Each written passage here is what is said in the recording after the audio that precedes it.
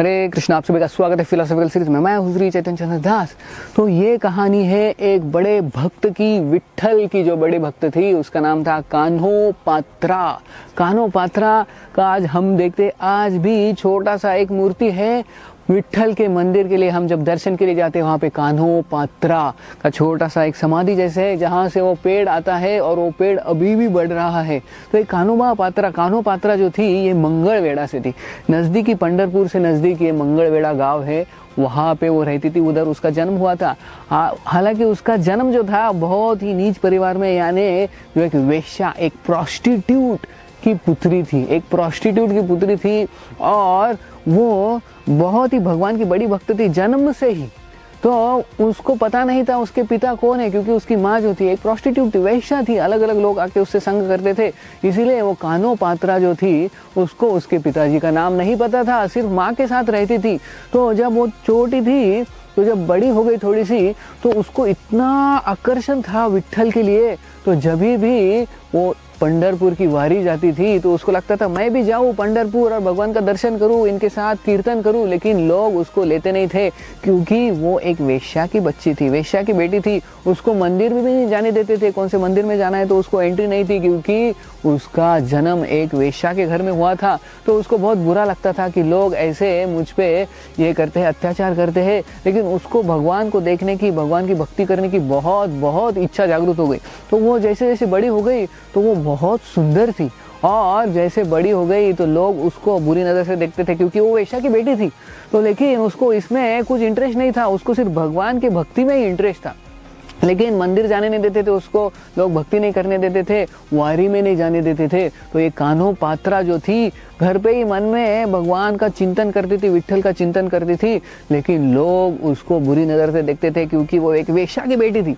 तो जैसी बड़ी हो गई वो बहुत बहुत सुंदर हो गई। तो बाद में जब उधर के राजा को पता चला, बिदर का राजा था वो, बिदर का राजा तो था, उसको पता चला कि ये जो वेश्या की ये बेटी है बहुत सुंदर है और बड़ी हो गई, उसका नाम कान्हो पात्रा है। तो राजा ने फरमान भेजा कि उसको लेके आ जाओ मेरे पास। तो जब वो सिपाही आके कान्हो पात्रों को बताता है कि राजा ने तुमको बुलाया है बिदर में, तो कान्हो पात्रों को लगता है अभी तो मुझे कोई बचा नहीं सकता, ये राजा के साथ जाऊंगी तो राजा मुझे एक्सप्लॉइट करेगा ज़रूर, और मुझे ये कुछ नहीं चाहिए, मुझे बस भगवान की भक्ति करनी और कुछ नहीं करना है। लेकिन अभी राजा के सिपाही आए थे, अभी बचने का कुछ भी मार्ग नहीं था।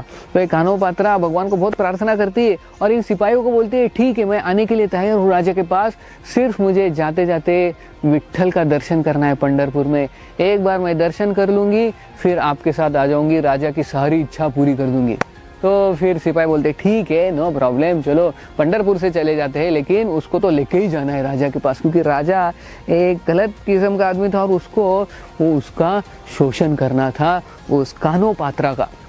तो कान्हो पात्रा को ये सारे जो सोल्जर्स है, सैनिक लेके जाते हैं पंढरपुर में। और फिर पंढरपुर में वो जब जाती है, लाइन में रुकती है और वहाँ पे भगवान का दर्शन अभी उसको होने ही वाला है। जैसे आपने पंढरपुर में गए हैं कि बड़ी लाइन रही थी, तो जैसे जैसे नज़दीक जा रही थी, वो भगवान को बहुत प्रार्थना कर रही थी कि मुझे बचाओ, इस राजा से बचाओ, इस दुनिया से बचाओ, मुझे सिर्फ आपकी भक्ति करनी है और कुछ नहीं करना है। लेकिन ये लोग जो है मुझे गलत तरीके से देखते हैं। तो जैसे ही भगवान विट्ठल के पास आ गई नज़दीक, और जैसे हमें पता है भगवान के पास हम जाते हैं तो हमारा माथा हम भगवान के चरणों में लगा सकते हैं। तो उसने अपना सिर जो है भगवान विट्ठल के चरणों में लगाया और इतनी आतुरता से, इतने इंटेंसली प्रार्थना करने लगी कि हे विट्ठल, मुझे इधर ही मुझे समाधि दे दो, इधर ही आप मेरा जो प्राण है ले लो, मुझे इधर ही शरीर छोड़ना है, क्योंकि अगर मैं यहाँ से जाऊँगी तो राजा मेरा शोषण करेगा, मुझे एक्सप्लॉइट करेगा, मुझे कहीं नहीं जाना है, मुझे आपकी भक्ति करनी है, मुझे और किसी चीज़ में इंटरेस्ट नहीं है। तो इतने आतुरता से प्रार्थना करने लगी कि मुझे शरीर छोड़ना है, I want to leave this body.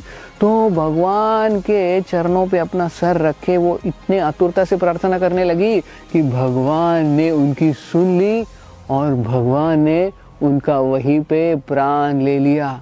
और जो कान्हो पात्रा जो थी, ऐसे ही भगवान के चरणों पे सिर रखा था उसने, तो सब पुजारी बोले अरे कितना देर हो गया, चलो चलो चलो चलो आगे। जैसे वो पुजारी आगे ढकलते तो देखा अरे हिल नहीं रहे, उसको थोड़ा ढकला तो उनको पता चला ये कान्हो पात्रा ने, ये स्त्री ने यहाँ पे प्राण छोड़ दिए। सब जगह पे हाहाकार हो गया, हाहाकार हो गया, सब लोग चिल्लाने लगे, बाप रे, फर्स्ट टाइम हिस्ट्री में ऐसा हुआ कि किसी ने भगवान के चरणों में देह त्याग कर दिया।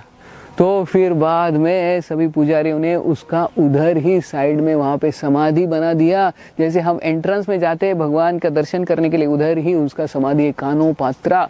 तो इतनी बड़ी भगवान की भक्त थी, हालांकि उसके जीवन में कई सारे समस्या थी, कई सारे चैलेंजेस थे, लेकिन उसको आखिर में भगवान प्राप्त हो गए, क्योंकि भगवान के प्रति उनकी जो भक्ति थी उसके वजह से वो भगवान के चरणों में ही देह त्याग करके भगवत धाम चली गई। तो अगर हम में भगवान के प्रति उत्कंठा है, चाहे कुछ भी कंडीशंस हो, कुछ भी चैलेंजेस हो, हम भगवान को जरूर प्राप्त कर सकते हैं। ये हम सीखते हैं इस कहानी से। बहुत बहुत धन्यवाद। हरे कृष्ण।